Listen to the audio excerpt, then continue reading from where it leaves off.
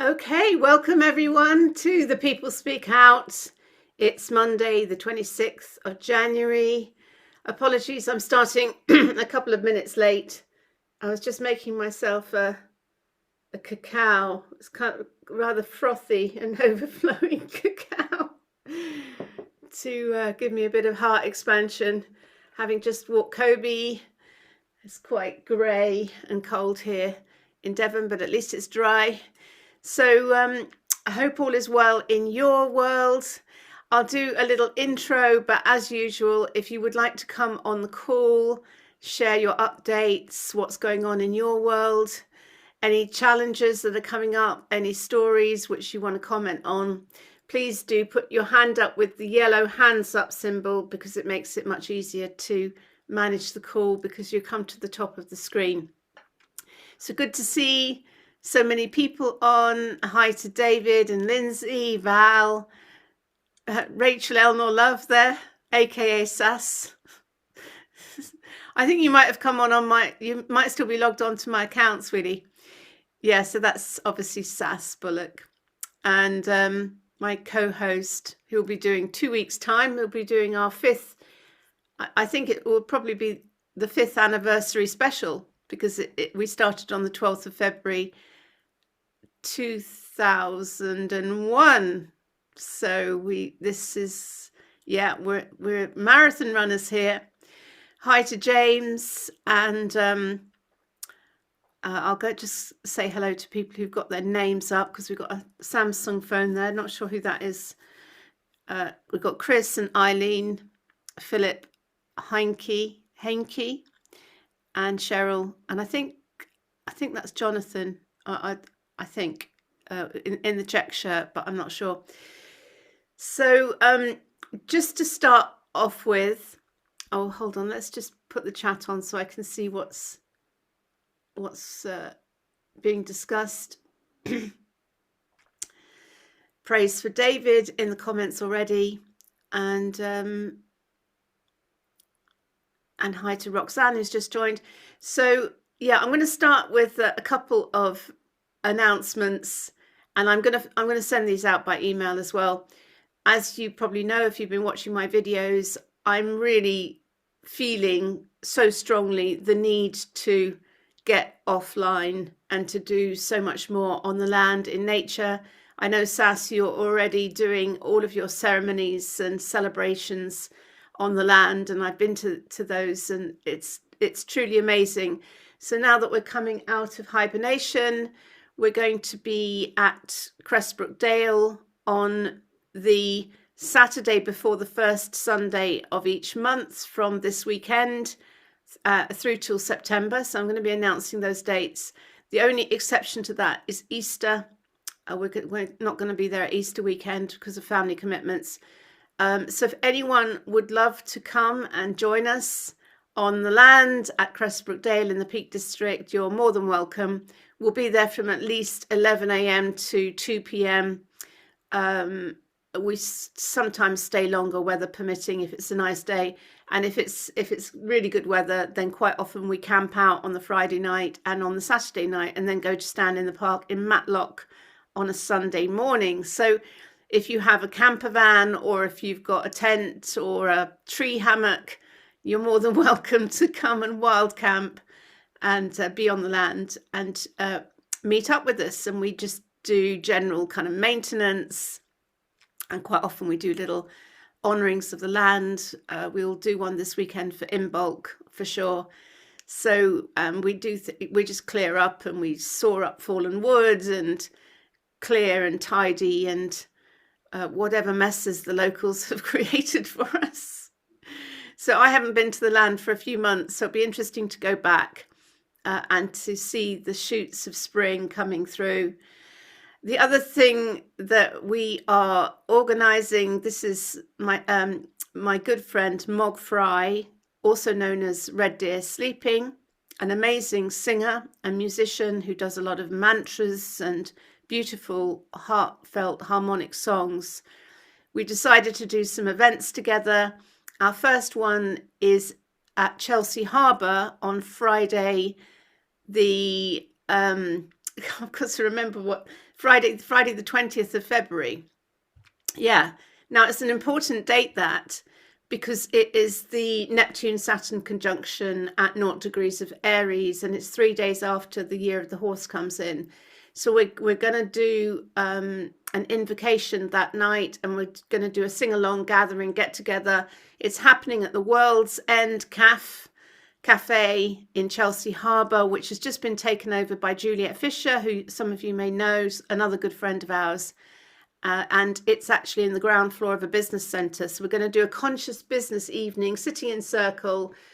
We're going to be chanting, invoking Lakshmi. We're going to be doing some metaphysical business wisdom, and we're just going to go with the flow to see who turns up. And it's going to be a fun evening. So I'll put the link below if you fancy joining us for that. There's only 30 tickets, and quite a few of them have already been taken. So if you're in London on Friday the 20th of February, please do consider coming to Chelsea Harbour and helping us celebrate. And it's so great to be next to that tidal river, very close to the River Thames, for that Neptune Saturn conjunction at 0 degrees of Aries, which all of the astrologers are saying is the heralding of the new golden era, and all of the old crap's going to fall away. So for that reason, all of my time envisioning now is spent focused on the future and co-creating the world we do want. And I'm looking at various bricks and mortar opportunities here where I am down in Devon. So I'm kind of done with all of this online, much as I don't mind doing these once a month Zoom calls. And it's great technology to allow people to gather and discuss.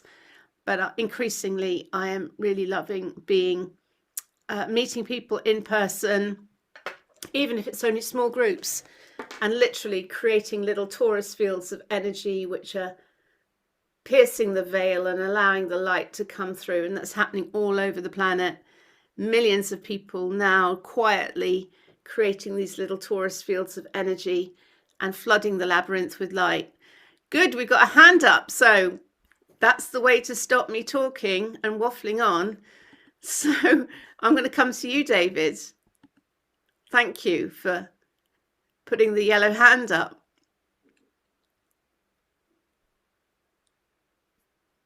Can you speak? Let me ask you to unmute. Yeah, there we go. Yeah, I can now. Yeah, thank Great. you. I'll put it on speaker view so we can get a good look at you. Yeah, hello there. And hi, Rachel. Hello, everybody. Great logos there. Thank you very much. I'm trying to get my placard in the view as well there. Nice. Yes, thank you. Tell us what more. I know what you do, but tell us more about what you do, because there's lots of praise for you in the comments about your YouTube and love and freedom videos. So tell us a bit more. Okay. Well, thank you. I'll keep it brief. Basically, I'm a mental health worker. I've worked in mental health for 23 years.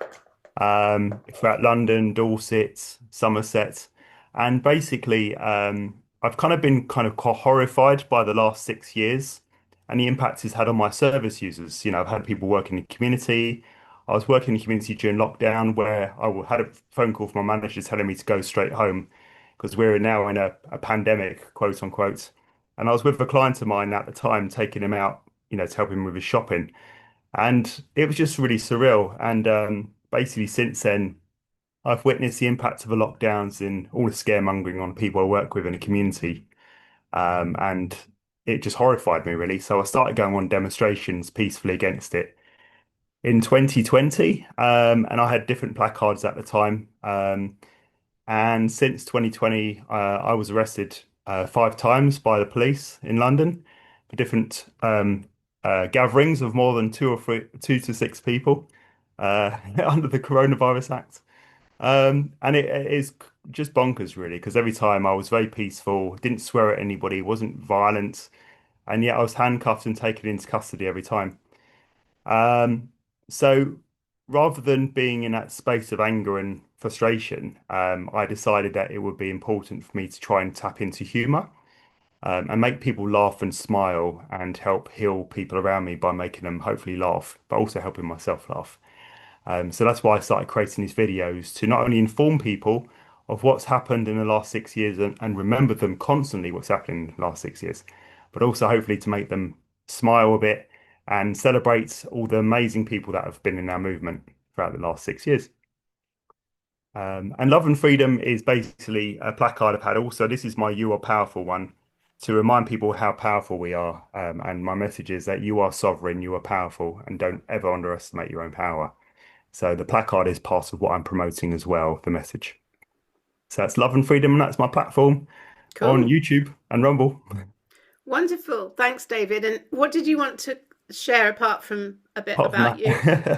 that, so briefly, I just wanted to say also, talking about nature and being out in nature, I attended Stand in the Park in Yeovil yesterday, and it was really amazing. And at first, we weren't sure if it would go ahead properly because we've had like relentless wind and rain here in Somerset. I'm based in Somerset, and as you'll know yourself, Rachel, being in Devon. All the cloud seeding or geoengineering, it's just absolutely bonkers how much they've been hammering us. So we were going to put up our gazebo, a yellow gazebo, but we had to back out on that because it was just too boggy, too wet, and it just wasn't going to be worthwhile. So we put out a table instead, and we all had an amazing time. And despite all the wind and rain we've been having, miraculously there was a nice window of dryness throughout the 2 hours of us being in Yeovil, which was a blessing, and it felt like almost like a blessing from above. So it was a wonderful experience, and everybody had a lovely time. And I just wanted to shout out to the Yeovil people. Um, and one more thing, I made a video from yesterday from our experience, which I put on YouTube, so I'll share a link in the chat for that as well. Great. Thanks, David. So Thank does you. your Yeovil group meets every Sunday, does it? Because our one Yeah. is first Sunday of the month. Yeah, some of them do. A lot of them have moved to first Sunday of the month. We got a Sherborne group down the road, which is lovely as well. They're first Sunday of the month at the bandstand, the pavilion. But we are literally every week, every Sunday. If I'm not there, my friends will be there. There's always somebody there. And Jenna, who is our founder of our group, her and her mum Diane are regulars as well. And they're lovely people. So do try and get along to Yeovil Standard Park every Sunday at 10 a.m. Cool. Wonderful. Nine Springs Country Park. I meant to say that bit. Wonderful. That's great. Thank And you. obviously, Stand in the Park movement has been going pretty much, well, longer than this People Speak Out. So it's been going since 2000, I think, hasn't it? Yeah, Um, yeah. it's from its roots in Australia. Um, so just to say, the one that we'll be going to is in Matlock. So it's the Matlock Bandstand, first Sunday of the month from 10 a.m. And we always get at least a dozen people there. And when I moved away from Bakewell, we merged Bakewell with Matlock. So it's actually quite a nice crowd. Yeah. Cool. Thanks, Thank David. you. Thanks, everybody. And I can see that James has got his hand up. So let's come to James McQuitty. Hey, James, how you doing? Another regular. I think I've unmuted. Yeah, I'm doing fine, thank you, Rachel. Cool. I thought I'd join you because, well, make a change for me because I've been a bit busy lately, and it's nice to join up with like minds. Talking of technology, that is. As it happens, I shared a couple of little one little clip today on YouTube on my account. I'll put links in the chat, and that's talking of ET. It's Wendy Kennedy talking of the ETs actually giving humanity covertly technologies that they've developed and back engineered, etc., to give us loads of the technology we have today. Yeah. So that's interesting. I thought it was interesting, but also part of her channeling that isn't in the little clip I put on YouTube, but there's a link to the full video of her. Sorts of the more open contact, quite probably being in summer this year, 2026. And she says that basically the ETs gave humanity a time limit on how long they could try and keep people in the dark, and that now is reaching that time. If it doesn't happen this year, it's going to happen next year. And if they, well, for a start, if they don't announce it this year, governments don't announce that there's, the truth, they will start appearing more and more in the skies to make it undeniable. And as you say about the golden age, it's definitely coming, and we can all look forward to a bright future. There's loads and loads of technologies out there that have been suppressed, as she mentions in her little video clip. The governments have got technology that's 75 to 100 years into the future, as it were. It's being suppressed, agreed as usual, to stop people having it so they could release it slowly and make more and more money and control people. But the technology has been there. I mean, basically, I'm 75 now, and she doesn't say it in the video, but I know from other ones that my entire life we should have all had free access to free energy. Yeah. It's been there. It's been suppressed. There's hundreds of patents in America that have been suppressed, for national security, they call it. And it's all been done to keep us in our place and keep us under the thumb. But thanks to people we would consider rather baddies, like, well, we won't bother even naming them, but all the baddies, they've woken more and more people up. And as you say, there's millions and millions of people all around the world now getting out there, knowing the truth, but also raising their consciousness because they've learnt about the spiritual side as well, which is the absolute bonus. Originally, they only learnt about the fact that they were being played and that there wasn't anything to be frightened of. And now they know that they're eternal beings. So it's all worked perfectly. It flowed one to the other. The reveal of the fact that we're eternal is out there, and nobody can deny it now. Well, I'm sure there's plenty of people who will try to deny it, but it's growing and growing and growing, as you say, with all these little groups sending up energy and so forth. Yeah, the likes of our spiritual friend, we'll call her Pam Gregory, and countless other people that are doing the business, as it were, in the spiritual sense, and upgrading or helping to upgrade people by sharing their wisdom. Anyway, I thought I'd just say that. I haven't got any notes to say anything else. Well, thanks, James. So I just wanted to pick up on that, what you were saying about them appearing more and more, because of course now we've got so much AI fakery and all of this content, like video content. I saw one the other day about some portal opening in the sky above such and such a place, and I immediately thought AI fake, and so it's almost like that they've seeded the whole of the internet with so much fakery, like we won't be able to tell whether it's real or not, or fabricated or not, and it's almost like hiding the truth in amongst the obfuscation of fakery. And so my sense on it is that, because these higher dimensional beings are here right now, and they are available to us all to access. And certainly my ability to was opened when I opened to working with the shamans and plant medicine and ayahuasca. And quite often they come to me in dreams, like I will have psychic surgery, very obviously with higher dimensional beings who are absolutely benevolent. And I've had quite a few dreams like that. So it's very interesting. So it's like making our own connection to our own higher dimensional beings. And there are so many of these different frequencies. So it's like tuning into whatever frequency you're a match to. So it's an interesting subject, this one. Oh, yeah.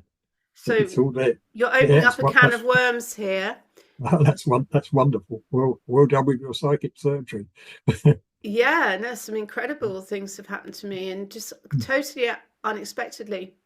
So thanks for opening that subject, James. I'm going to come to Annie next, who's got her hand up. Hey, Annie.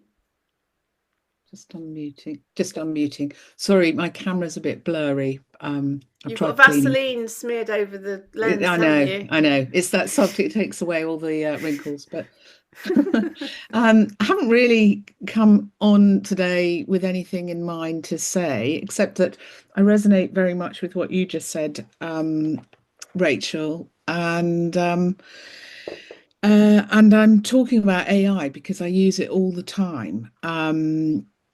I'm using it in a good way. It's there, and yes, there is all this fakery around, and we don't know what's real and what's fake.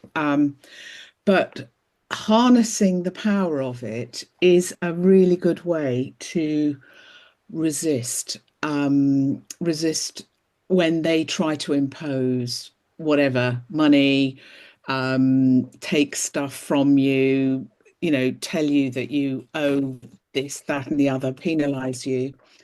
And I'm doing something for the Year of the Snake and the Year of the Fire Horse.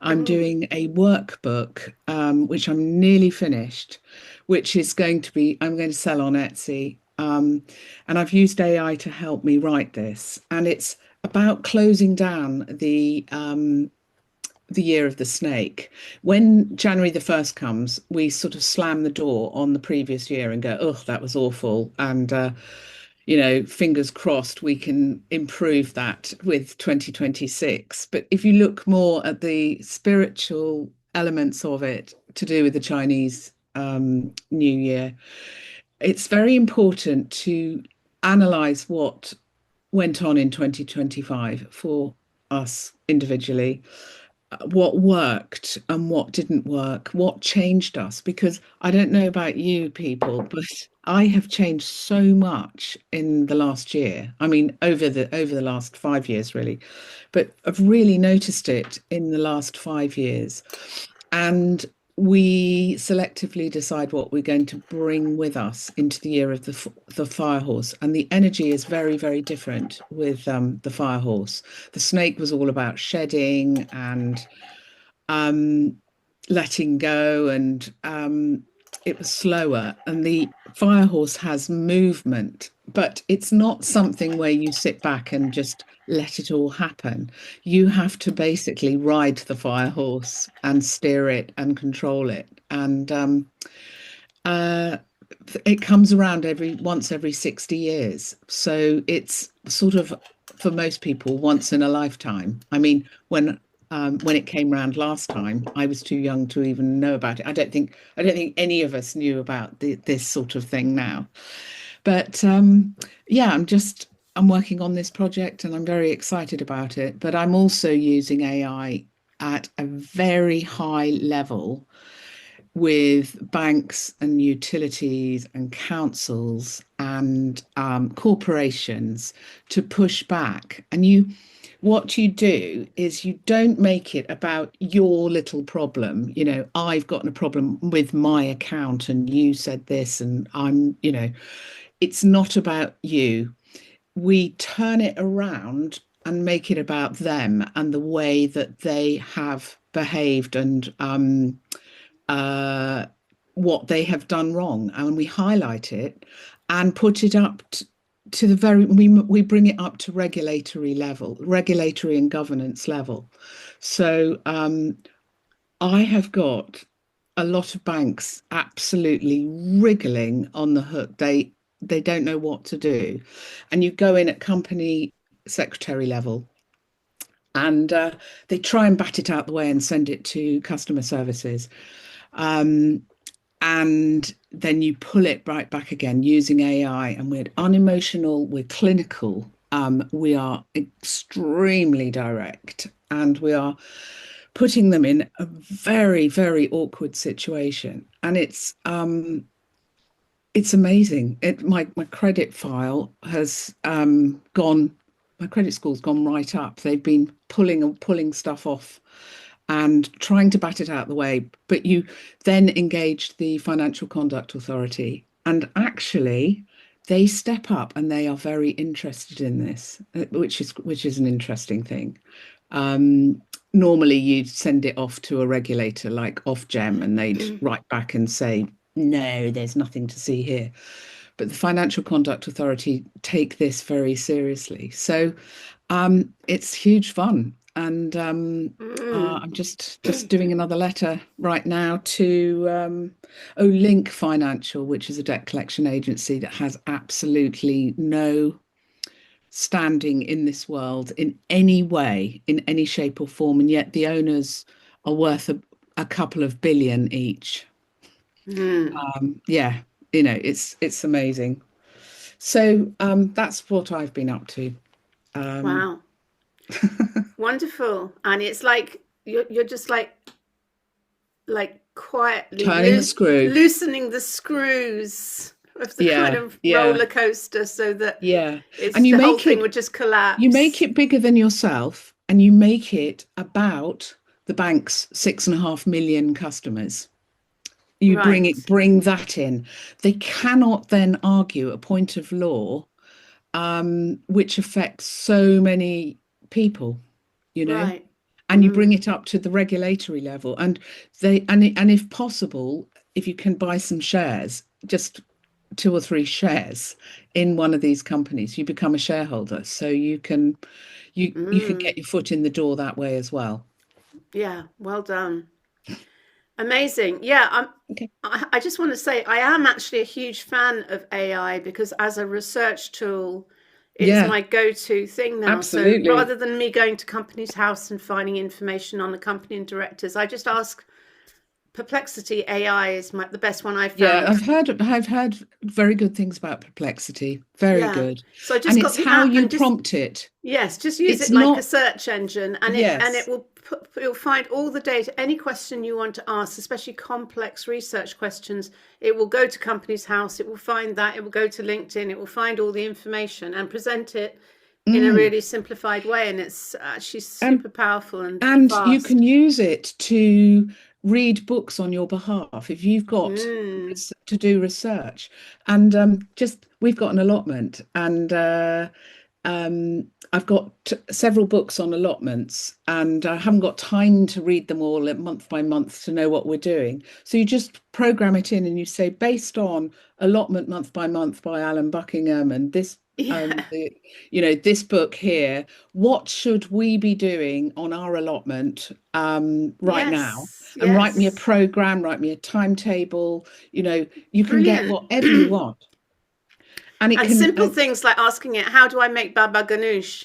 And rather than going to BBC Food and getting all these, essential cookies things, it just scans every cooking site and tells you the best. Yes, recipe, and it's great for things like, which supplement should I be taking to treat, arthritis or this or that, and it will give you a whole breakdown of all of this. So and you can upload things like, if you've got like a mark on your skin, upload it and use it as a Dr. AI. What's this mark on my skin? You can, and it can also read documents for you. So when you get a letter, when I get a letter back from one of these banks, I upload it and I say, what's going on here? What are my rights? What are their liabilities? What do we do next? Interesting. And it will read it all and come out. And as it grows with you, and it learns how you think and what you do. And I find that ChatGPT has got to know me so well that it's often very restrained. It says, don't reply to them now, do this, do that, wait. Okay. And it paces you. And I was using something called Debt Mentor AI, which is very gung-ho. It's like throw everything at them on the first letter. And we're playing the long game here. So interesting. I mean, I have used ChatGPT, but I really would recommend Perplexity.ai. It's so.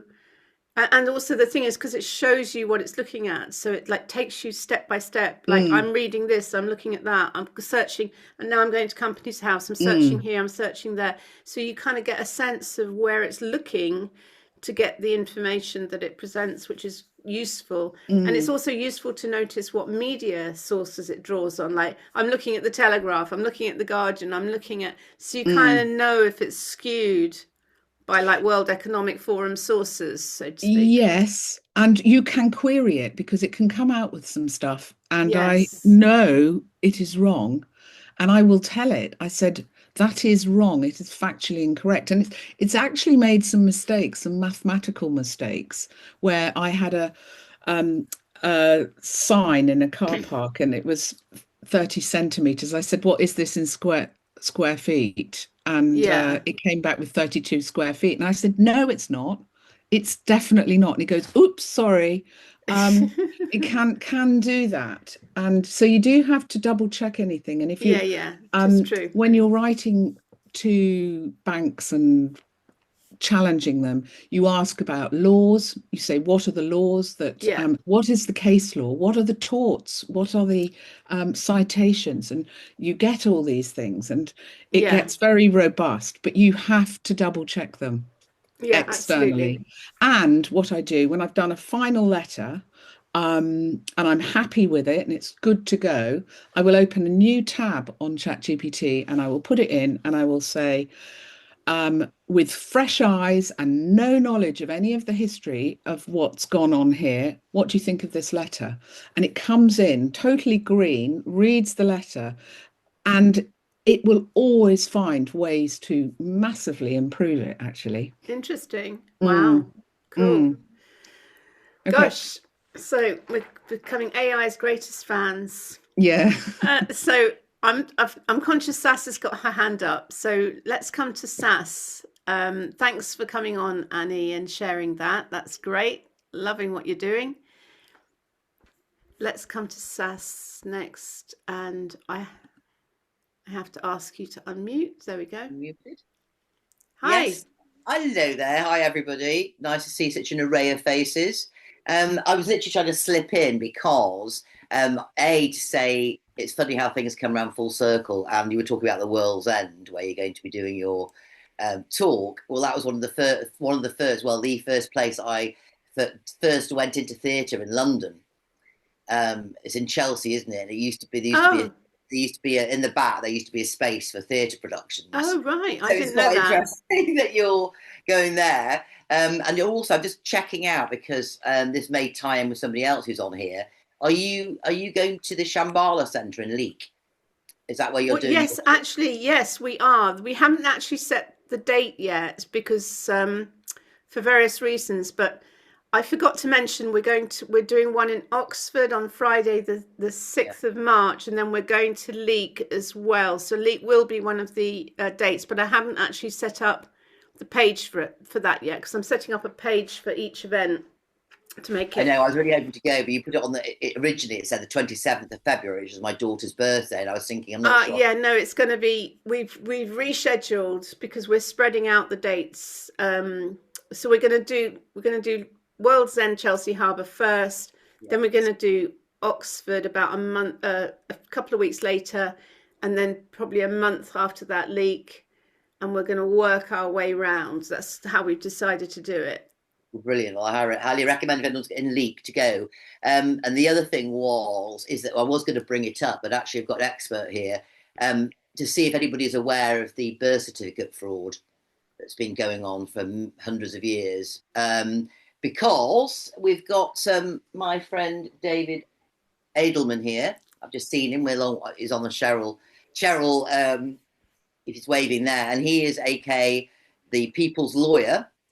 And he's got a lot to say about such things. So I was thinking he's the expert and maybe he might like to say something, even though he had his hand up, but then he put it down again. Oh, wow, yes. He's willing to come on, but it's kind of a little nudge to say, seems we've got you on, David. Maybe you could explain a little bit about what you're going to say, because I know you're coming up to the Shambhala Centre, aren't you, in Leek, I think at the weekend. So it's all tying in. So I didn't interfere and see if you'd come on. If you get down to the bottom and put your hand up, David, you can then come on. But so Cheryl, David, put your hand up so that you'll come to the top of the screen, and I'll come to you after Sass. Cheryl Carey, actually. Yeah. So yes, known David for a long time. We ended up in Macclesfield during COVID, we did. We were like a thorn in the side. There was a big market they have there every month, and they hadn't had one for about 2 months. And they had it on, and David and I managed to sneak into the churchyard with a big loudspeaker. And he was sharing his stuff, and I was singing and everything all about COVID. Not all of it's a big scam, and we got short shrift, and they literally got people on guitars to try and drown us out. It was quite a crazy situation, and literally I got hate mail and everything from all the people in Macclesfield saying, "How dare you come and speak like that at our treacle market?" And I said, "Look, I'm just telling people the truth." But David and I were kind of like 2 naughty school children misbehaving. But really, we're just trying to tell everybody what the truth was about COVID. So, but yeah, the birth certificate fraud, if no one's heard, I don't know if anybody's heard about it. Perhaps you could put your hand up if you heard about it. David, would you be willing? I don't know if you'd be willing to come on and share. Yeah, I think they got a tick. They put a tick up there. All right, so... brilliant. Okay, so listen, I'll shush because obviously you hear me all the time, and it's nice to hear new people. So Okay, I'll bow out and yes, and we'll come back to you later, Sass, if you want to add more. All We'll right, come to okay. Cheryl and David next then, shall we? Let's do that. Hi, Cheryl. David, welcome. Can you unmute? I'm asking you to unmute.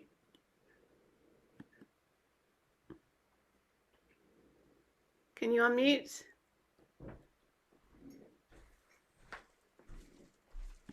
I'm asking you, you should have a little thing on your screen saying accept the unmute.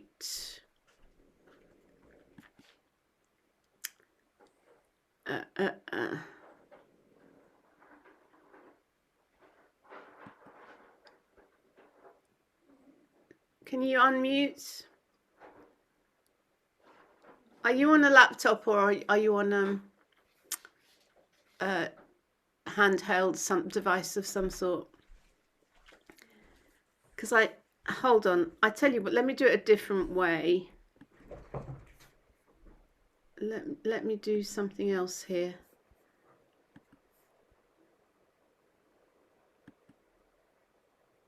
Right, now I've just set it so that you can unmute yourself.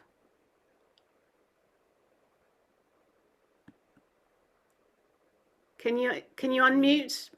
So basically in your screen, there's in the bottom left-hand corner, there's the audio, and you should be able to open your microphone and come on.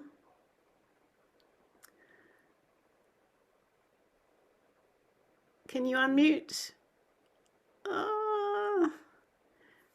What's going on? It's everyone should be able to. You've unmuted everyone, haven't you? If they yes. Well, I've So if everybody went down, there we go. I wonder if they've got a microphone. They might, if they go out and come back in, that you can do sign in with audio. Perhaps they don't have a microphone. Maybe put in the chat what's going on, you two, because there's no unmute button in on the left-hand side down with you. No? So how did you get your video on?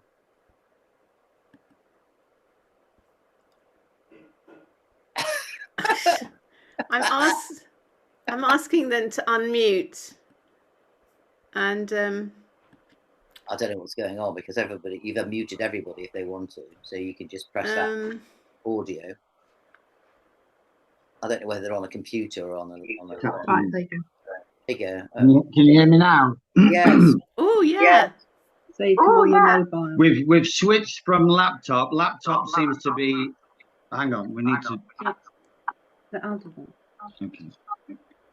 There's an echo because we've got 2 devices on. Right. So switch off. Yeah, we've got. Okay, it's all right now. We've switched the. Yeah. Cool. Oh. Yeah.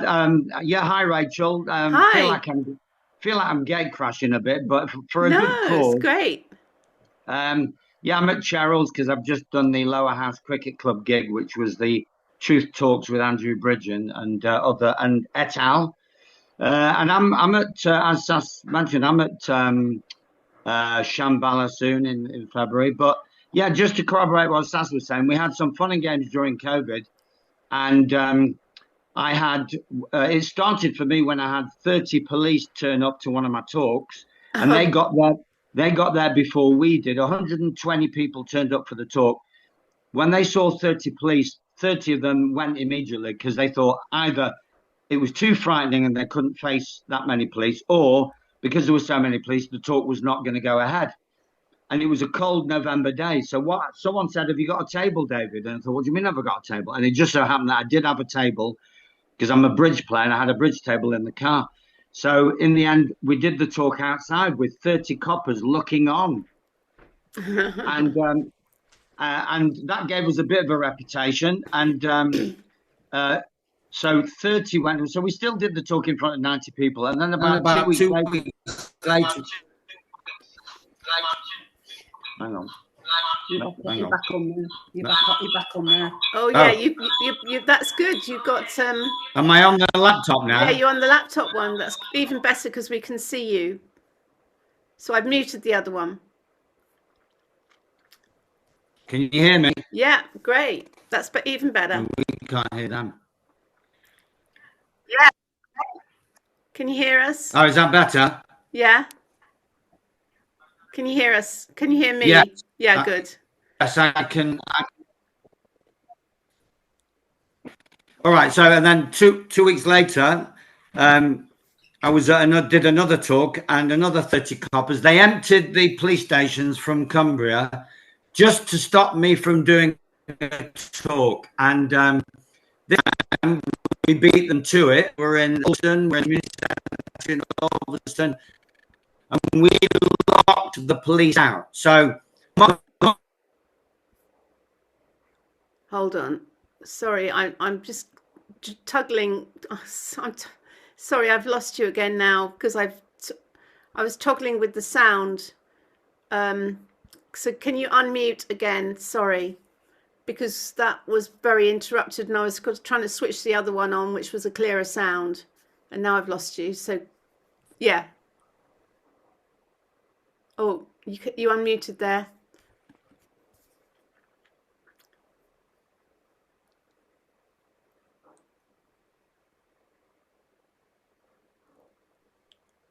I think we've probably got GCHQ like pressing buttons in the background. I was just say, David, whilst you're trying to sort out your muting, maybe you can let people won't know who you are. Some people may, obviously I do, but a lot of people don't know who you are and what you'd be talking about. So maybe it might be just... Thanks, Sass. Okay. Jumping into host role. So yeah, David has managed to unmute himself. So back to David. If you could, yes, I was actually just going to ask that. What was the subject of your talk, which made the police so interested and wanting to stop you?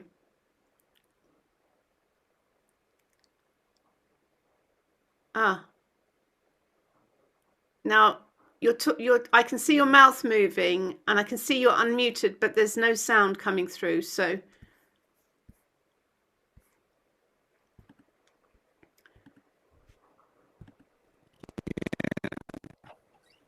yes. Can you hear me now? Yes, better. Great. Right. So I was uncovering COVID as a hoax. Right.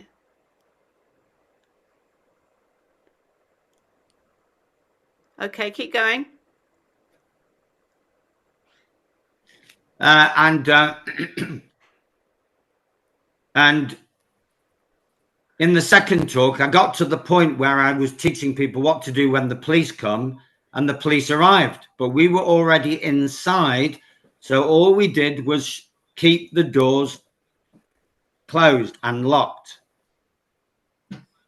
Right. And I had two women in the audience saying, "Oh, I can't cope with the stress. My ex was a copper and I can't cope and violent." So I said, "Just breathe." I was nervous myself because, you know, it's a lot of police officers. It makes you nervous. But I said, "Just breathe." And I finished the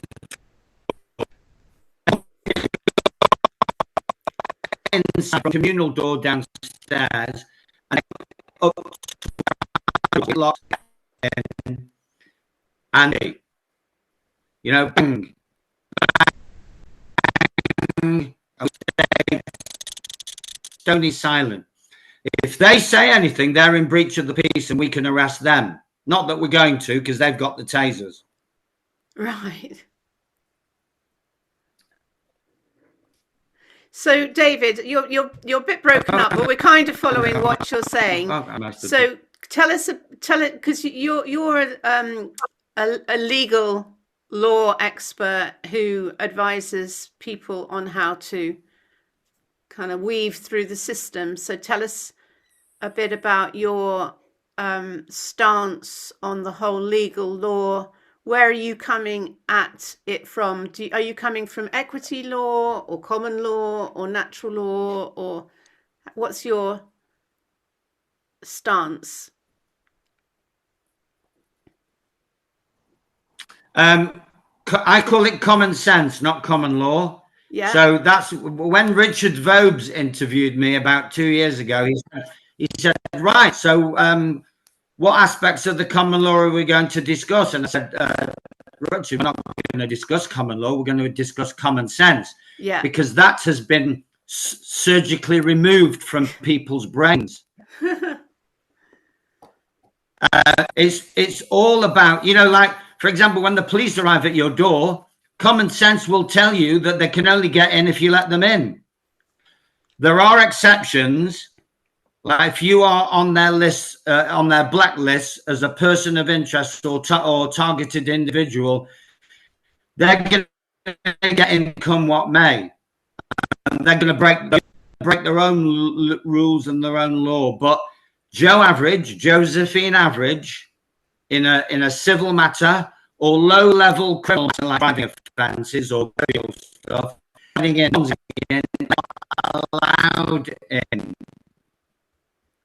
Yeah, I don't know if you saw the Derbyshire Gestapo video that I posted where they broke my front door down.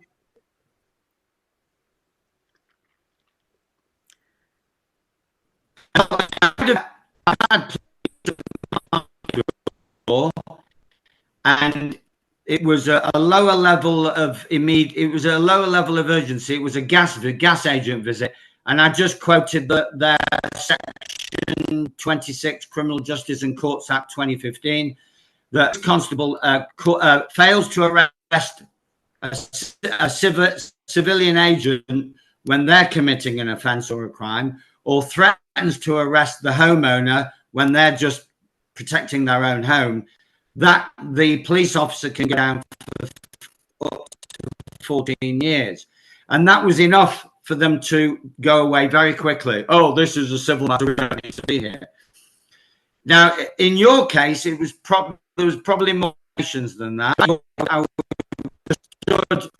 stood by and just said, not allowed in, and they can't do anything with the door if you're standing next to it. That's called a human barricade. If all else fails, you just rely on your humanity, on your biological entity, which they can't do anything to property, which involves potential risk to life or limb.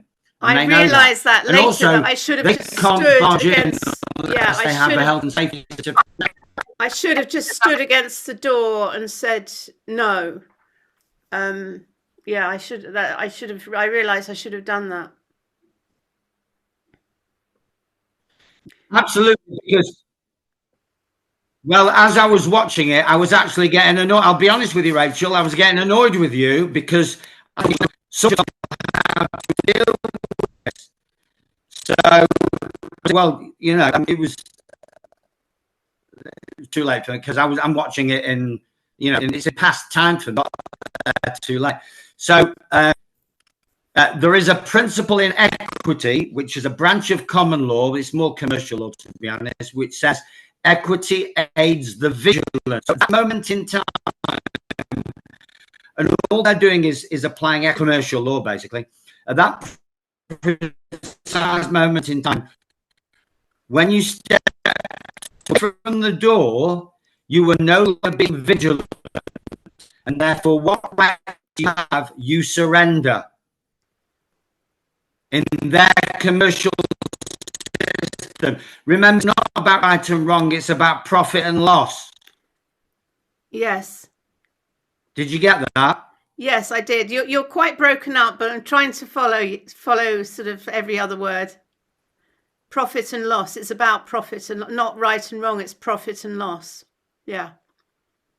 Okay, so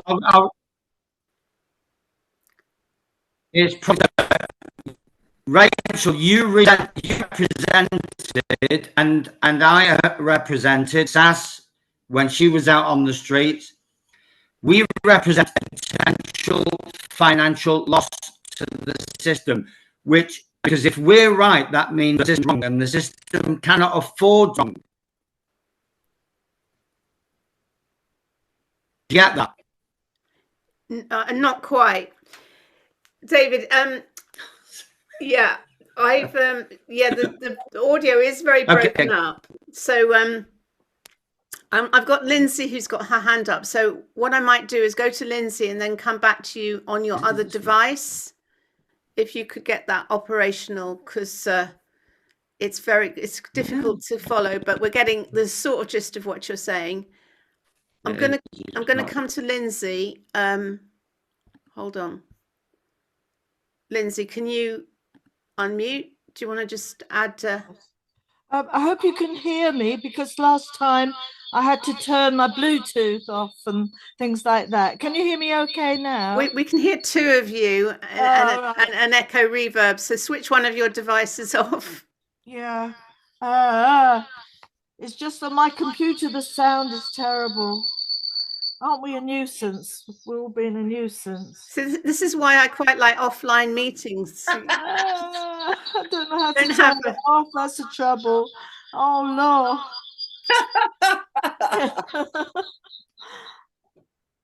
I could chuck it over the other side of the room. Just switch the volume off on one, and hopefully you won't get that feedback loop. Well, I can do that. I thought I had to turn it off. Yeah. Is that better? Yeah, that is. Yeah. I can't hear you so much now. Okay. This synchronicity, yet again, I had a lot going on in my life, but I just wanted to come on today to ask you just this question about the police, because for the first time in my life, they're really targeting me. Last time I was on, I said I was being called for an interview under caution. I had that, and they still haven't. They haven't done anything following that yet. I had my neighbours recording me through the wall. There seem to be a lot of friends in this village. There seems to be a certain number of people who are okay with the police and now using them. But what I thought before I came onto this Zoom was, my question to you, Rachel, is we've heard about the trouble you've been having.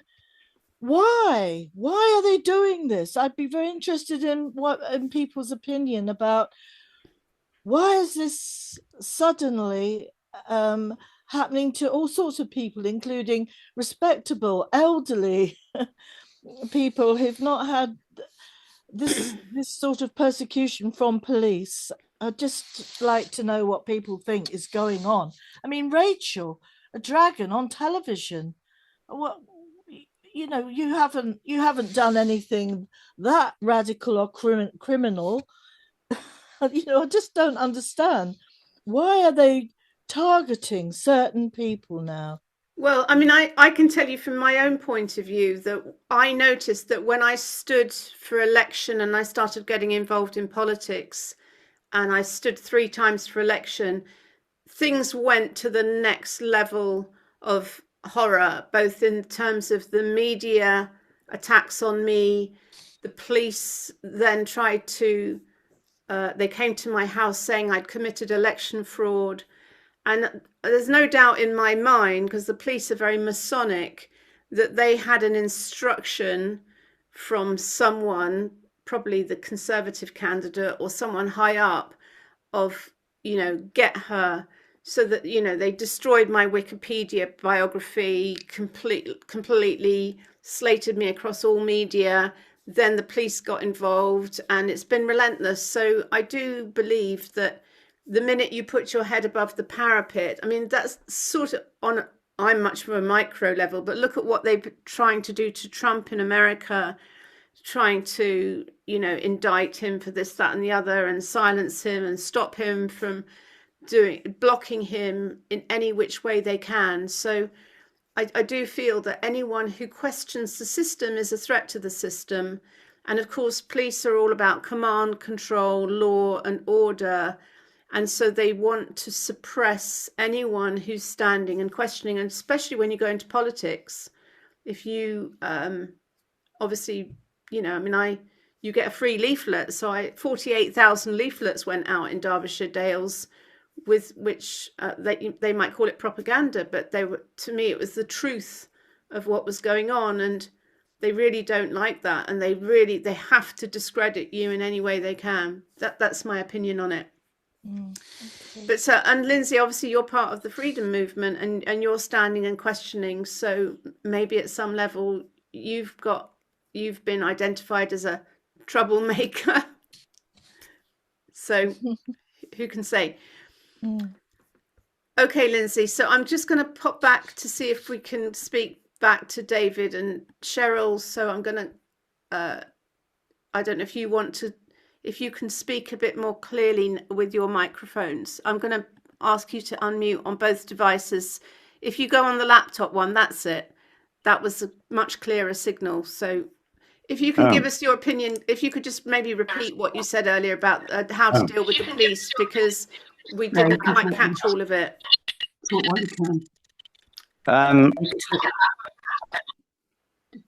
Right, okay. Okay, dealing with the police is if you haven't committed a crime, then you just keep your door closed. Did you hear that?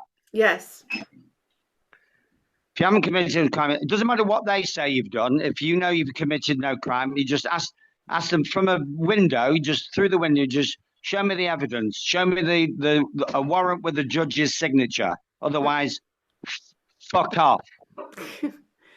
I did that though. They said they had a right to enter under PACE. Yeah, okay. That's where, again, this is where ignorance is not bliss. Under PACE, they can barge a door down if they are in hot pursuit of someone who's committed murder or rape.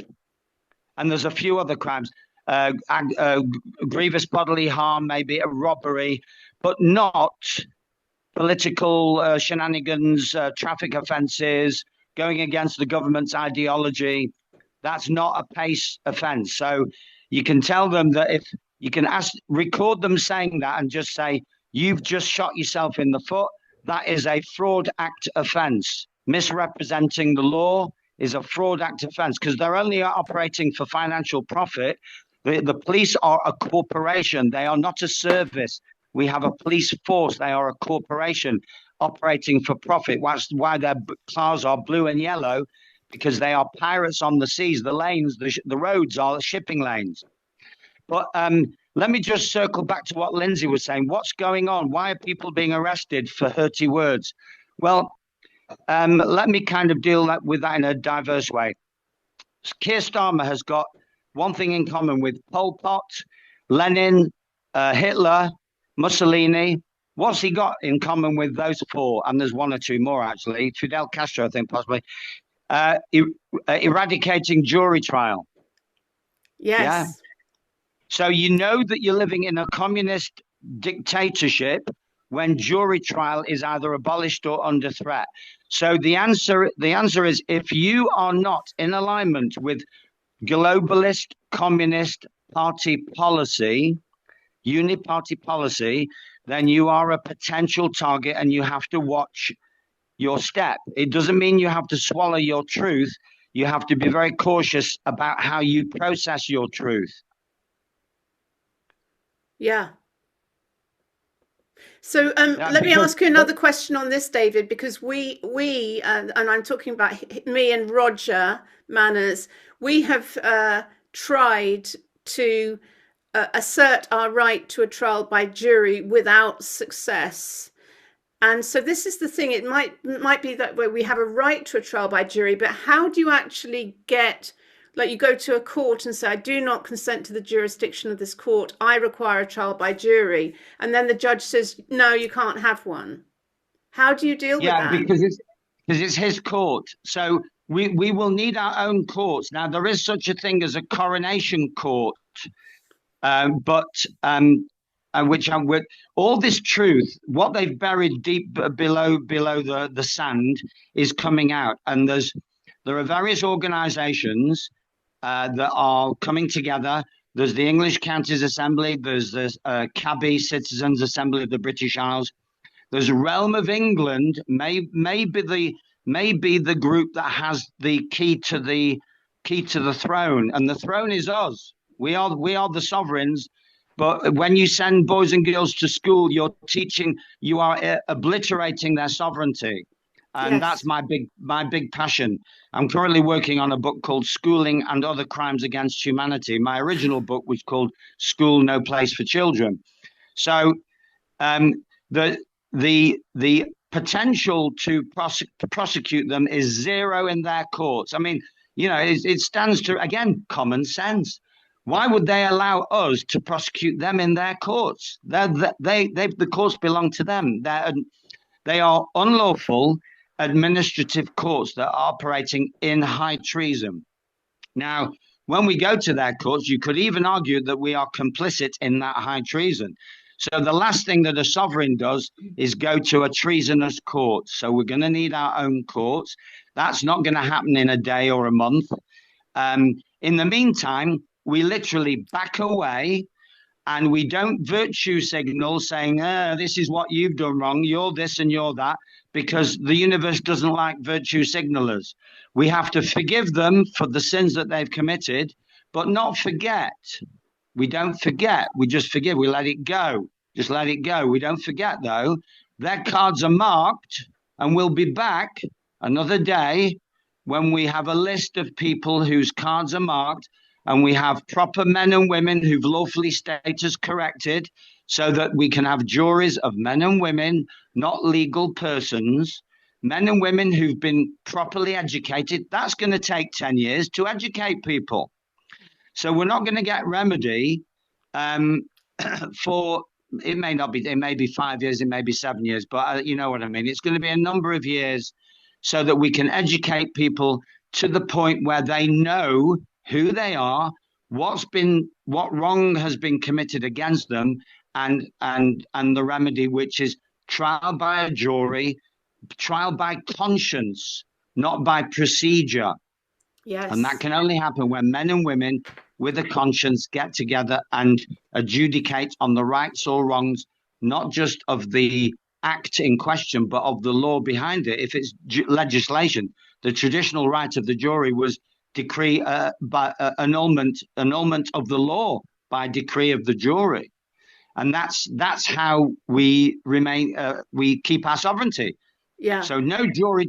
The trial by jury is the last vestige of sovereignty. When that goes, then the people are dead and buried. Yeah. Except that we are making a comeback, and it's but it's a numbers game. There's something that's happening in early March, Rachel, that some people that you and some people that you know should be ideally attending, which is called Mycelium, MYC. Well, the underground network that grows despite all contrary, environments. Yes. in all environments. So Mycelium is where Realm of England, CABI, TECA, that's the English Counties Assembly, and other health hubs and other influencers come together to share what they've found out and what remedies they offer and what remedies they wish to have that other people already have. So I'm sure it was when is that? What date is that? I think it's the first weekend in March, but I'll have to confirm that. In Milton Keynes at the Café Belge. Okay. Well, great. I'll try and find a link to that, and I'll put it in the notes below. And I'm just conscious of time because we are running over. But David, you're speaking the language of me and Rog, and Rog and I are creating an event all about law and remedy on Saturday, the 9th of May in York. So it would be wonderful if you could come and talk at that if you're free.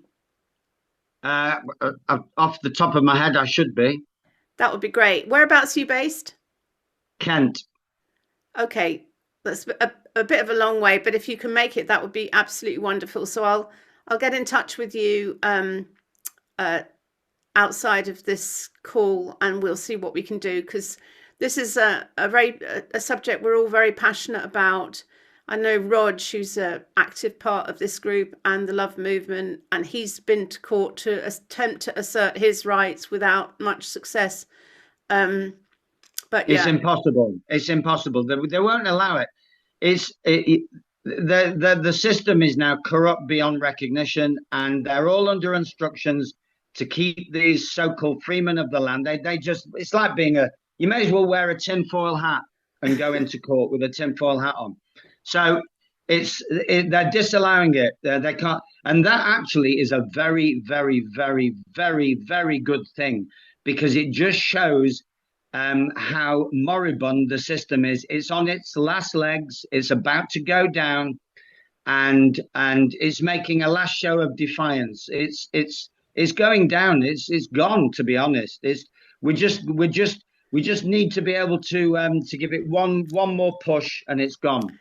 Yeah, we're definitely seeing how corrupt it is. And I've said that in court before about the separation of power. There is no longer a separation of power between the government, the police, and the justice system. There should be separation of power to protect the rights of the people, but they're all in cahoots and lockstep. Yeah, correct. And yeah, so if I'm available, Rachel, it's what I do. It's one of the things I do. I just get in my car and I drive to where people call me in, call me in. It's like, I'm like Ghostbusters, Cool. Yeah. And I know there's quite a few events like this. I know that Dean is doing one as well.